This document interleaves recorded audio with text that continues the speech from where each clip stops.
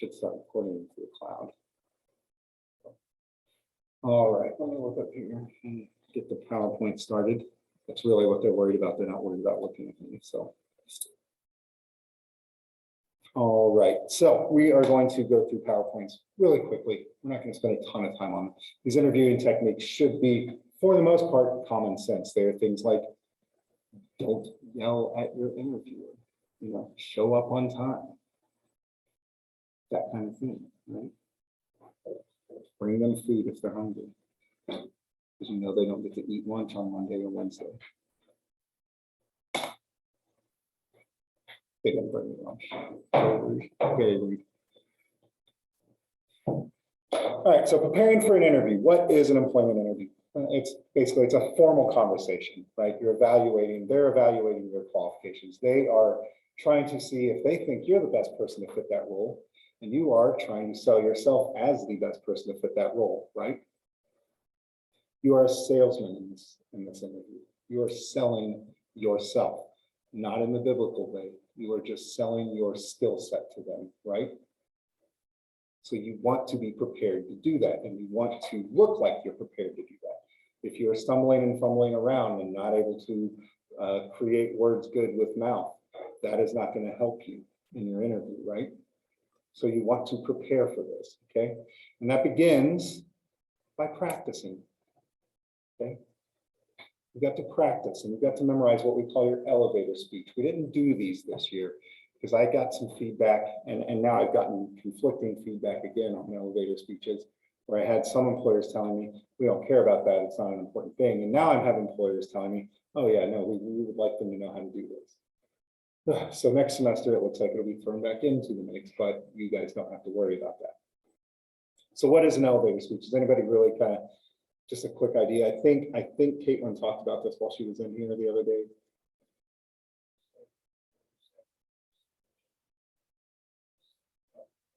No, I want to do the talk here and tell the camera. No. Okay, so for my online students, Tyler, one of our great students here in the seated section, he said it's basically like a 30-second speech that you can give. It is kind of like saying, hey, my name's Kyle Gooden. I'm an instructor at Missouri State University in the School of Accountancy. Interesting fact, I got my undergrad and my graduate degree from there, so I am teaching at my alma mater. Just something like that. For you guys, it may be more along the lines of, hi, I'm Tyler. I'm an accounting student. I'm in my junior year. I've taken a few courses in tax and a few courses in financial. I haven't worked an internship yet, but I'm really looking forward to getting into an internship somewhere. It's that easy. Introduce yourself, tell them a little bit about you, let them know where you're at in your education, and go on from there. Because you're going to have a deeper, longer interview with them at some point. But these are important for situations like the accounting career fair, where they're talking to hundreds of students that day, and you've got just a minute to talk to them and get your resume in their hand, which is why we went over resumes. You give them a resume, print it on good paper that they can tell a difference with, and you have it so clean and so nicely organized that they can look at it immediately and know whether or not they want to interview. They're making that decision right there for the most part. And this elevator speech is part of that. Okay. So traditional interviews, they're usually held at a potential place of employment. So let's say you're going to interview with BKD. Typically, they're going to bring you into the BKD offices. And I know because of COVID, things are different. A lot of times you're doing like a Zoom interview as kind of an introductory, get to know you type of interview first. And then if you get through that level of interview, they may bring you into the office to do an actual in-person interview, right? But again, you got to be prepared to give them the information that they need quickly so that you can move on to the more important parts of the interview, which is them kind of testing your knowledge, seeing if you're a good fit for the interview. But also remember, it's for you guys to see, are they a good fit for me? Do I really want to work here? Are the things they're telling me jiving with what I want to do as an employee? Career fair interviews, you guys have done these, I would imagine. And if you haven't, you definitely will next semester. Whoever you are taking as an accounting instructor is going to pound it into your head that in that first 3 weeks of the semester, when they have that the career fair, that is only for accounting students, that you need to be there, okay? I know some of you have internships. That's okay. I would go anyways. I'd go anyways. There's nothing wrong with expanding your network. right? Why wouldn't you want to expand your network? Maybe that internship doesn't work out. Maybe they stick you in tax and you're like me and you think taxes are awful. And they're like, hey, we really want you to be a tax accountant after your internship. Crap, I wish I'd gotten to know more accounting people, right? So even if you've got your internship already, there's nothing wrong with going to the career fair and just expanding that network. Like I told you, that's what, to me, this class is more about, is getting to know each other, right? Expanding that network. You guys already know how to sit in a room and talk to somebody, right? Like these, what I'm telling you right now is not new news to me, right? If it is, raise your hand. I would be completely shocked. Okay. So the one thing that we're seeing more and more now is Zoom interviews. I know that my first interview here with Missouri State was through a Zoom call with Dr. Dick Williams, and I want to say it was Dr. Nagel and Dr. Hines. First interview was on Zoom, 30 minutes. They just grilled me with questions about how do I feel about these topics? How do I, what's your view on accounting and all kinds of interesting things. They wanted to see, all it really was, is he a good fit for the faculty here? Is he someone that we need to bring in for a second interview? And that's probably what you guys are going to see now with interviews. You're going to get interviewed on Zoom or Teams or whatever the platform is. That's where they're going to determine whether or not your fit is good enough to bring you in to have an actual face-to-face interview. Okay. You still want to dress professionally. Make sure you do that. And just go top to bottom. Don't put on the shirt and the jacket and then forget to put your freaking pants on, right? Like, come on. I know I'm dumb enough that I will forget to turn the camera off and stand up and just be in my jacket and not have any dress pants on, have gym shorts or something stupid on, right? Like, just make sure you go all out. Okay. Make sure your room looks clean. I have 2 kids that play in my office constantly. It's constantly a mess. Anytime I hop on a Zoom call, I have to make sure the background does not have a 6-year-old's underwear hanging from the lamp or something like that, because he does that. Jensen, get dressed. Okay. That is not a dirty clothes basket. But anyways, make sure the background's clean. Okay. Just make sure it's something that you would be okay with presenting professionally. You don't want stuff like that happening in the background. But again, like I said, these are all common sense things, right? If you're not gonna interview with a Big 4 firm with a pile of laundry behind you, I would hope, right? Anybody? I don't know. You look like you might. You just got that look. Okay, so you're going to want to conduct some research on your employers. How many employers have you talked to or we've brought in that have said, what's the number one thing they say? What do they love the most? When somebody's done some research and they know what's going on, right? They know a little bit about the company before they get there. I interviewed with Abacus ages and ages and ages ago. And one thing that I did before I went in was I memorized their mission statement. That was just one thing I did. It's easy. It was less than a paragraph. Easy to remember. That way, if they ask me any questions, I had a reference, right?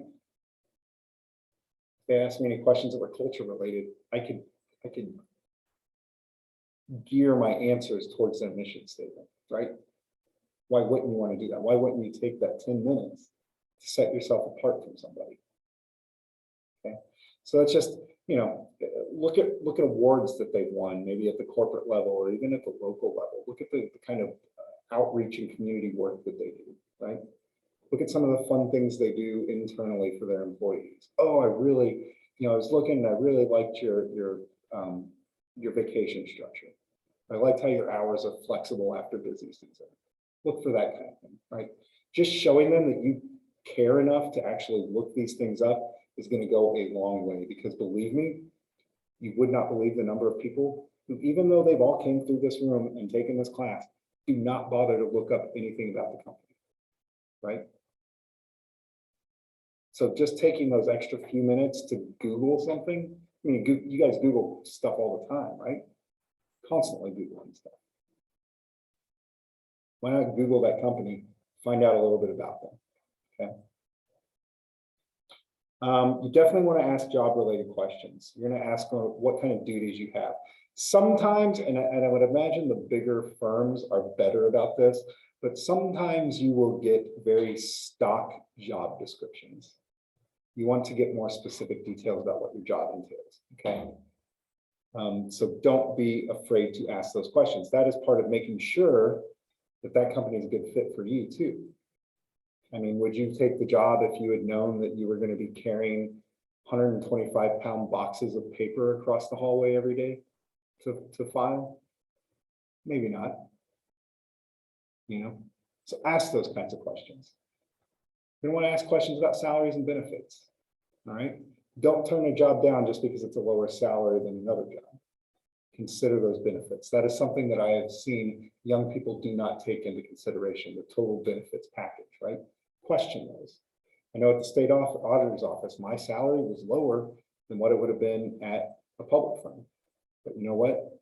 When I included my total compensation, my benefits package, it almost doubles my salary because the insurance I paid was so low. I got a pension that I was able to invest in.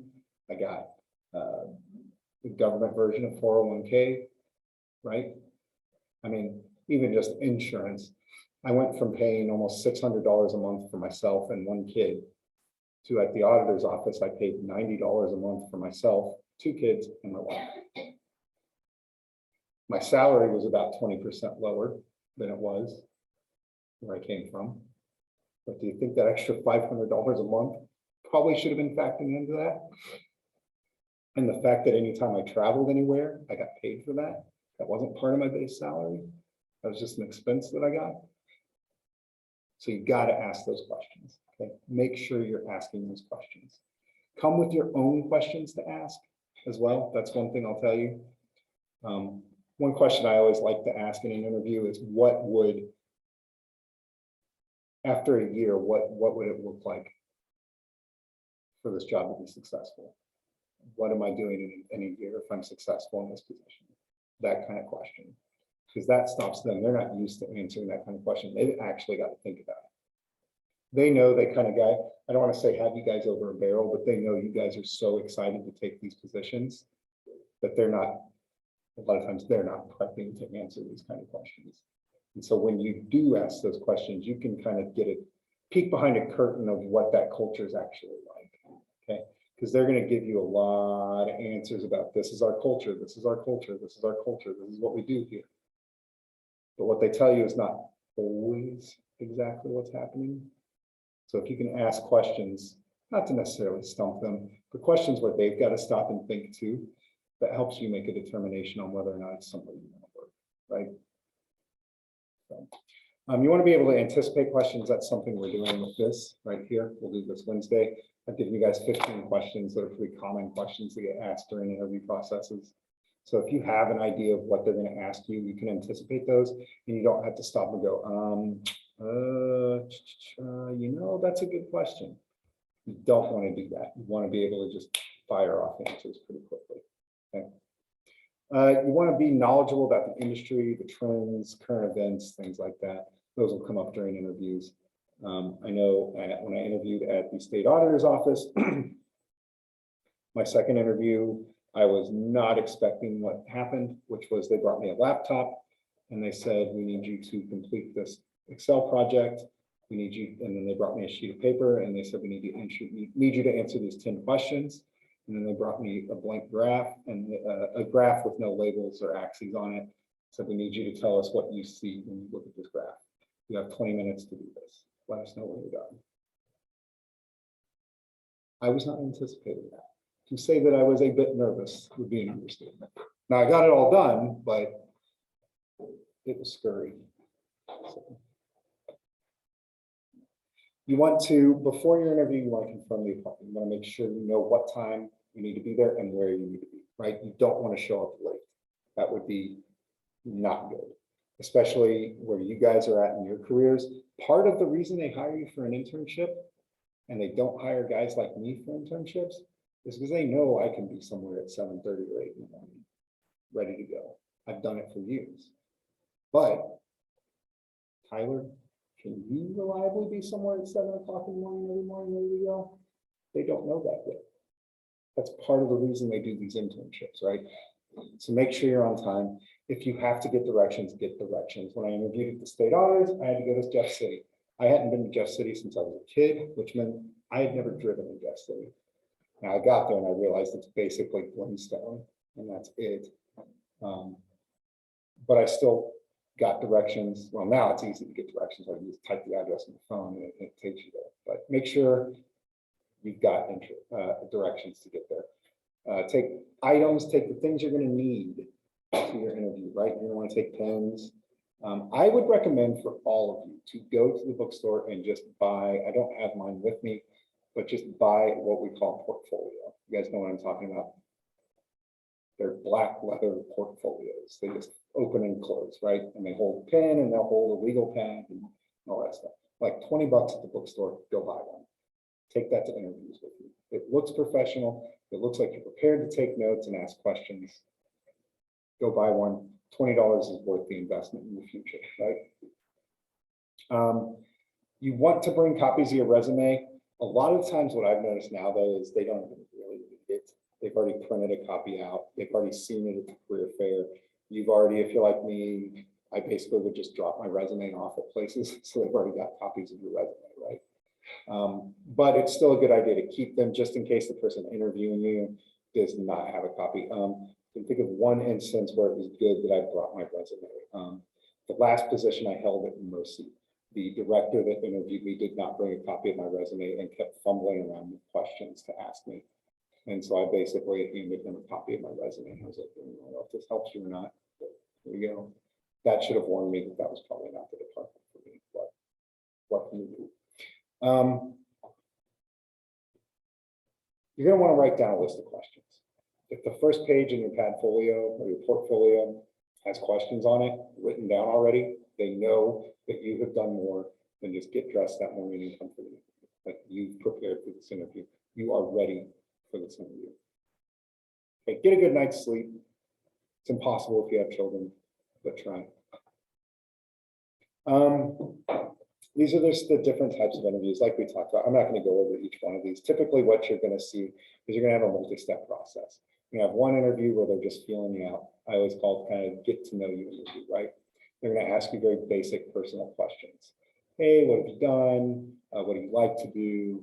Where did you graduate from? Very basic questions like that. Next, they'll probably have, typically you'll have an in-face or phone interview that's one-on-one with somebody from HR usually, and then a hiring manager, right? Now, I have interviewed with companies that take it another step and you interview with like directors or executive directors that are hiring for that department. I interviewed with American Airlines for a financial analyst position. And I think I had 4 interviews with them. And the last interview was with a VP over their finance department. And it was a very technical interview. It was not a getting to know you interview. It was a, we want to see what you actually know about accounting interview and analysis. Most interviews I do group interview. One of the most stressful interviews I've ever had was actually here at Missouri State. They called it a forum. It was a bunch of the PhDs that sit in a room and they hammer you with questions for an hour and a half. And then you give them a 30-minute impromptu presentation. Fun. That was my 4th interview with Missouri State.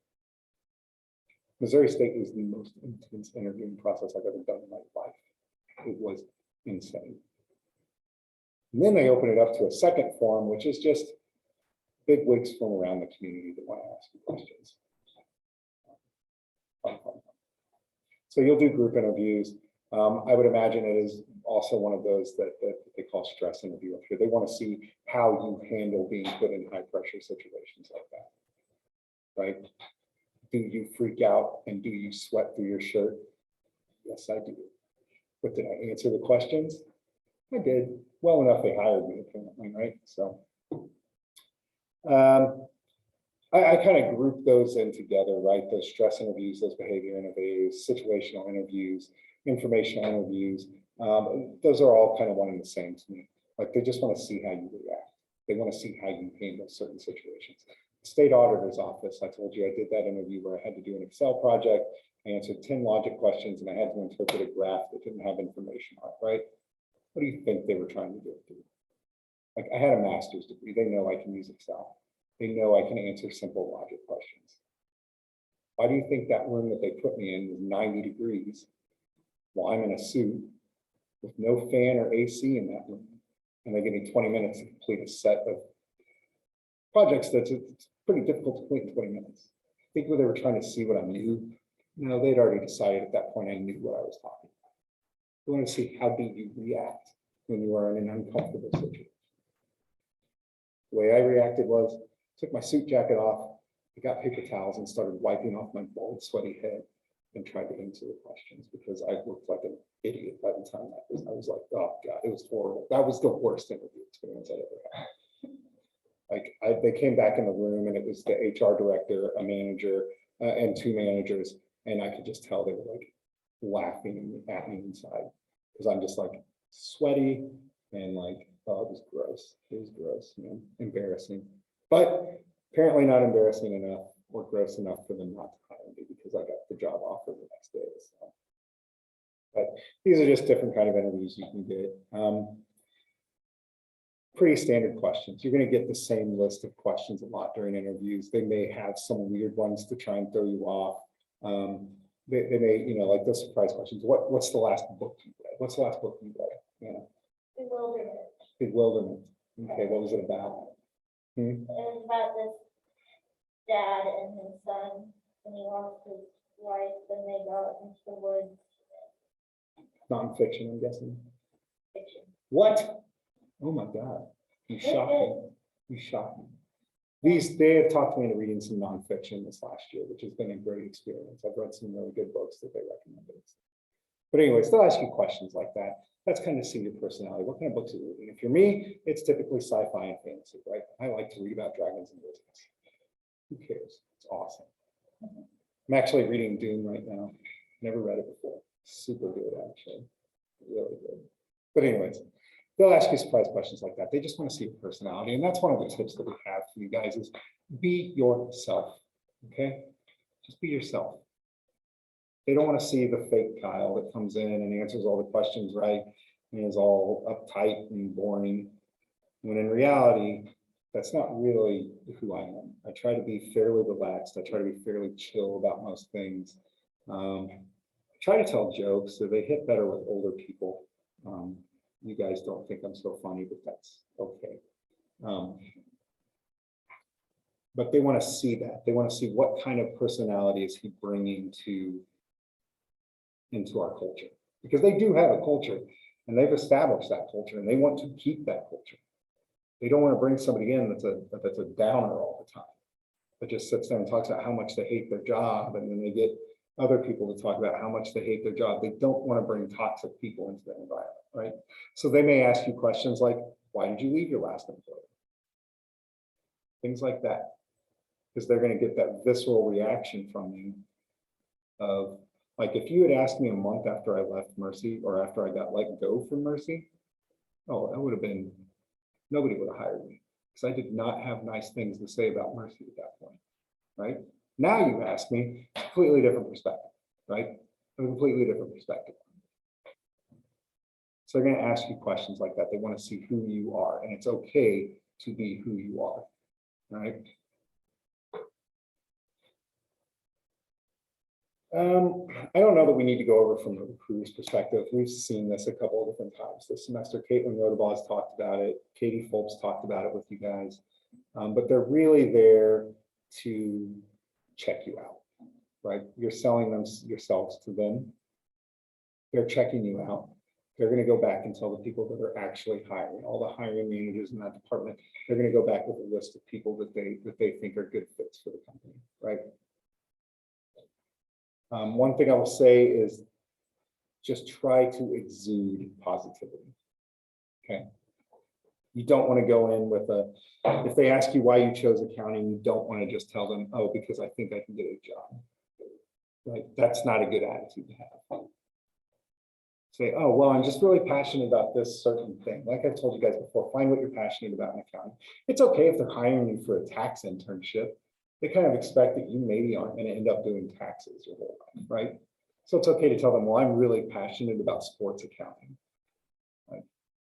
I really find it interesting how teams like the Chiefs are able to afford all of their star players, and what are they going to do in the next 5 years when the bill comes due? Things like that. It's okay to tell them that. Again, bring out your personality. Be you. Don't be somebody else. Don't be who they're expecting you to be, right? They're there to hire bodies to fill chairs right now, because they're going to want you to work a lot of hours and do a lot of tax returns. But B, they're hoping you stick around. They don't like that they've got a high turnover rate. They want you to stick around. So they want to see that you are a good fit for them, and you want to see that they're a good fit for you. It's another thing, I'm just going to repeat it. Don't forget, you're interviewing them too. Just because it's BKD or Deloitte or KPMG or whoever it is, if you walk out of that interview feeling goofy about it, you don't have to take that job. There are other opportunities. That's the great thing about accounting, right? You don't have to go work for a big four. You can go work anywhere you want. So they also just want to make sure that you can dress professionally, that you can show up on time, that you know where you're going, that you can talk with people, that you can communicate without stumbling over your words constantly. I mean, I stop and say a lot. There are audible, what do you call them? Audible pauses I know that I have that I say all the time. Like I say right at the end of sentences constantly, even though I don't need to, and I know I'm doing it. And in my head, I'm like banging on the walls going, stop saying that. I still say it. So they're going to overlook things like that, okay? But they want to see that you can communicate effectively. They want to see that you have an eagerness to learn, that you've got a willingness to learn, that you're not walking in thinking, I just graduated with my undergrad in accounting, I know everything about it. Do not test me. Because I will tell you, the biggest, nicest way I can put this, the biggest FU you're going to get after you graduate is that you know nothing about accounting. We have taught you the very, very basic principles of accounting. And when you get outside into the real world, you're going to realize, holy crap, there's a whole lot more to this than they can squeeze in a 6-year program between undergrad and graduate. So they want to know that you are okay with learning. And also, if you get a certification, guess what you're going to be doing all the time, all year long? CPE, continuing professional education. You will be taking courses like this all year long so that you can meet your CPA requirements. So you're never done learning, and they want to see that you know you're never done learning and that you're okay and eager to continue learning. They also want to see that you're motivated. Typically, if you are being interviewed for an internship, they know you're motivated. But go that extra distance to show them that you're motivated. Don't just assume that they think that they know you are, okay? Interviews, dress professionally. Just use business professional. Don't text them or email them and ask, is it business casual or business professional? Let me go ahead and spoil it for you. It's always business professional. Suit, tie for men. See, I really need a daughter so I can have some expertise on what girls wear professionally, because I don't pay attention to it. It's horrible. My wife, when I pick the boys up from daycare, she'll say, oh, was so-and-so there, the teacher there? I'm like, I don't know. Like, who's that? She's the blonde one. Oh my God, there's a blonde one? I'm just there to pick my kids up and leave. I don't need to talk to you, right? So I don't, professionals for women, it seems to be usually like a pantsuit. Is that the proper term for them? Yeah, it's usually like a pantsuit. It's very similar to what men are wearing. Gosh, I've got a kid that's a fashion major in my intro class. He would probably be able to tell me. But anyways, just dress professionally, business professional. That's the answer. Don't worry about emailing them, calling them, and asking. It's just business professional. Okay. Make sure you arrive early. That should always be the case for anything, right? When I had to be places certain times, I was always 10 or 15 minutes early. So when I worked at the auditor's office, I had to be in the office they liked us to be there by 6:30. I would get there at 6 or quarter after 6, early in case something needed to be done or there was any kind of, I don't know, it's literally just shut itself off. Anyways, you want to be able to, you want to make sure they're able to understand you when you're speaking.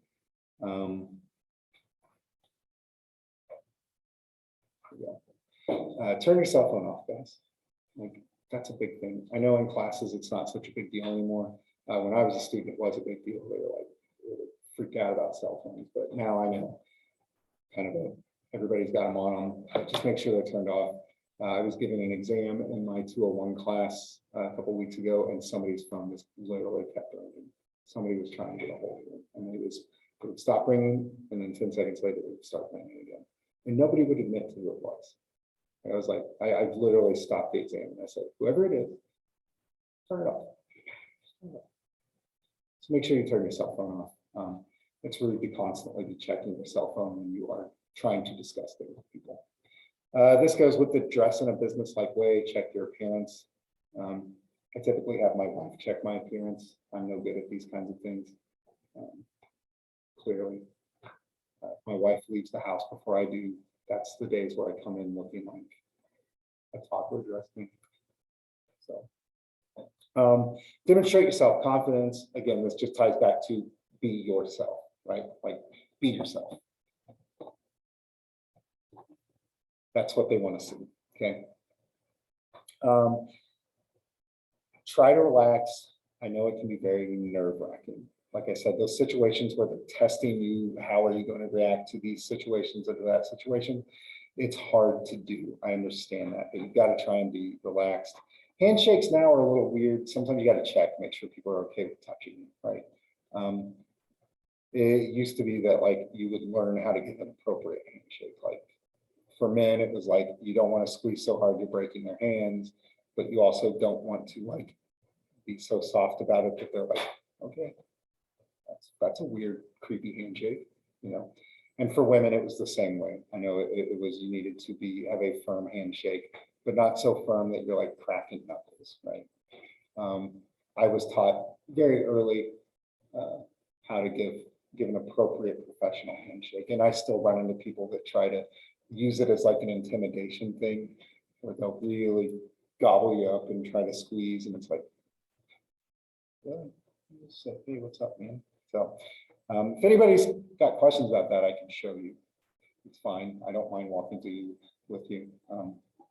I think it's very important. A handshake to me really does set a tone. I'm still old school like that. Like a good solid handshake really sets a tone for me. It's like, ooh, this person's serious. So conduct yourself in a personal, professional, or in a professional manner. Don't lie about things, right? You want to be specific. You want to be honest. You want to be truthful about the things that are on your resume. Like I said, you don't want to put that you're fluent in a second language if you are not actually fluent in that second language, right? Like my wife, like I said, speaks Korean fluently. Her mother, or her mom, and she, when they're together, speak Korean and only Korean. So even when I'm around, that's all they speak. So do I understand some Korean? Yes, enough to get by, enough to know when they're talking trash about me. Okay, I know how to tell them I'm hungry. I know how to tell them I want water and that something was delicious. Okay, would I ever in a million years put on a resume that I'm fluent in Korean? No. I can read it, I can understand it to a good extent, but I would never, ever, ever put that I was fluent in it. Because the instant a Korean person came in and tried to talk to me, I'd be like, oh, nope, forgot, I'm not actually fluent. Sorry. So be objective about your previous jobs. This again is kind of a question I'm going to ask you to test you. Why are you not in your previous job? What made you want to leave your last job? They're going to use that as a gauge for when are they going to want to leave us? If we ask them to do this thing, are they going to want to leave us? Kind of thing, right? So you just want to be objective about it. Don't say it was a horrible experience. Find another way to word that if you really have to say it was terrible. Okay. Biggest weakness. God, this is one that always like cracks me up. It's like, what's your biggest weakness? I've worked too hard. No, that is not your biggest weakness, nerd. What is your actual biggest weakness? Do you struggle to ask for help when you need it? Will you sit there and spin your wheels for 15 or 20 minutes before you get up and ask somebody for help? I know that's one of my biggest weaknesses, and I admit to that. When I'm in interviews, I'll say that. Sometimes I will spend too long on a problem before I finally just say, I could get help and have this answered, right? So just be honest about it. Don't give them that lame answer about, I work too hard and care too much. That's silly. Don't give them that answer, please. Okay, give them an honest answer. That's what they're looking for. All right. Avoid nervous habits. I'm not good about that in this class. As you can see, I'm spinning in the chair that spins. I'm popping breath mints in my mouth because, long story, I used to be a smoker. I still have to pop breath mints in my mouth sometimes. Even after years, you still want to say it. Anyways, avoid those nervous habits. Avoid audible pauses if you can. I know, like I told you guys, I'm horrible about this. You guys know it. I know it. I say right or okay or I use those words a lot when I'm looking for something else to say or I'm trying to end or transition into something else. So just try to avoid those. You're going to know when the interview's over because basically they're going to stand up and they're going to say, thank you for coming in. We appreciate your time. As soon as they stand up, you stand up too. Shake their hand, whatever the case may be. Always make good eye contact with them. You're going to want to evaluate yourself, right? So one thing I've always done is I will write down, and the advice right here is the same. I'll write down questions that I remember that I had, or I'll write down something where I know, oh man, I really stumbled on that. That was difficult for me to answer, right? So the next time I hear that, it's not as difficult. I'm prepared for it. Or the reason I write down questions maybe I forgot or I think about later is because then you contact them and then you remind them that they interviewed you, right? So, oh, hey, I appreciate the interview the other day. On my ride home, I was thinking about this and I was hoping you could answer it for me. Okay. And you may include that in your thank you email. Katie was talking the other day that, just emailing, like as nice as it is to get that physical letter on their desk, it gets lost in the shuffle sometimes. You're better off at this point emailing, and maybe in that thank you letter, make sure you do it within 24 hours or that same day. Within that thank you letter, maybe ask that extra question, So, you're going to kind of know for the most part why you didn't get a follow-up interview, right? But here is a list of reasons why you may not have. Anna, what did you do when you failed to get a follow-up interview for a master's program? Right. Well, after you were done crying, you Uh, told me this, and I said, that's awesome. when I failed. Yeah, you called them, and you were like, why, Oh, right, yeah. why didn't I get another interview? It's They never okay. emailed me back, I think. They didn't. Yeah, they really didn't want you. But it's okay to ask them and say, hey, I was just curious. I understand I didn't get the second interview. Could you maybe explain why? Was there a specific reason why? And maybe it's something you can work on, right? Don't be embarrassed or shy about that.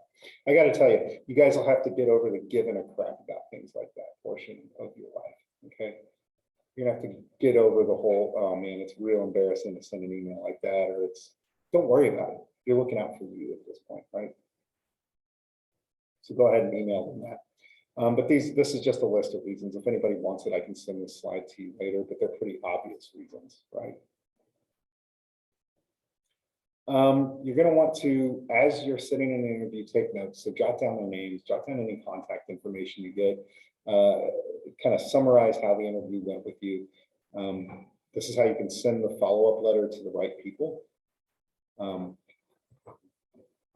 The reason we do that, like we talked about, is because A, it gets your name in front of them, B, it lets them know that you're still thinking about it, and plus they just and everybody likes being told thank you, right? Like everybody likes feeling like what they've done has been appreciated. So why not do that to the people that are potentially going to hire you for a job? Okay. When you decline a job, make sure you do it politely. I gave The state auditor, I told you I did that crazy interview. It was horrible. They offered me the job the next day. I turned it down. The reason I turned it down is because I didn't look at the entire full compensation package. So I was just thinking salary, and it wasn't high enough. It was not where I wanted to be. But I did it politely, and I explained back to them. And they, well, we're sorry to hear that, but with the state, we don't get to negotiate salary with you. It's just, it is what it is, right? I had to call them back a couple days later and tell them that I actually did want to go. Because one of my classmates from my graduate program worked there and knew me, and they called him and they said, dude, Jim, like, we just tried to hire a guy from MSU. He said he knew you in the interview, and you just call him and tell him like all the good stuff that HR can't tell him about the job.